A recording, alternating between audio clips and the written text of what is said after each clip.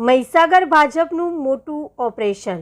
મહીસાગર જિલ્લામાં ભાજપે સ્થાનિક સ્વરાજ્યની ચૂંટણી પહેલા જ મોટી કાર્યવાહી હાથ ધરી છે।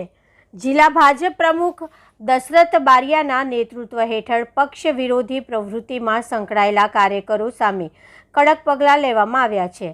મળતી માહિતી મુજબ લુણાવાડાથી લઈને બાલાસિનોર સુધી ભાજપ દ્વારા સફાયો અભિયાન ચલાવવામાં આવ્યું છે, જેમાં પક્ષની વિરુદ્ધ કામ કરતા 13 સક્રિય સભ્યોને સસ્પેન્ડ કરવામાં આવ્યા છે। આ કાર્યવાહીથી જિલ્લા રાજકારણમાં ભારે ચકચાર મચી ગઈ છે। મહીસાગર જિલ્લામાં અને સમગ્ર ગુજરાતમાં સ્થાનિક સ્વરાજની ચૂંટણીઓ ચાલી રહી છે।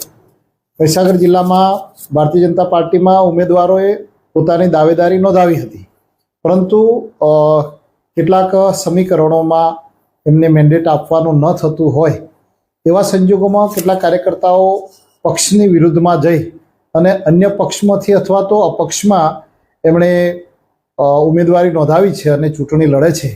એવા મહીસાગર જિલ્લાના લુણાવાડા તાલુકાના 2, ખાનપુરમાંથી 3, વીરપુરમાંથી 1, કડાણામાંથી 3, બાલાસિનોરમાંથી 3 અને ગોધર તાલુકામાંથી 1 એમ કુલ મળી અને 13 જેટલા કાર્યકર્તાઓને પાર્ટીના પ્રાથમિક સભ્યપદેથી અને સક્રિય સભ્યપદેથી સસ્પેન્ડ કરવામાં આવ્યા છે, પાર્ટીમાંથી મુક્ત કરવામાં આવ્યા છે।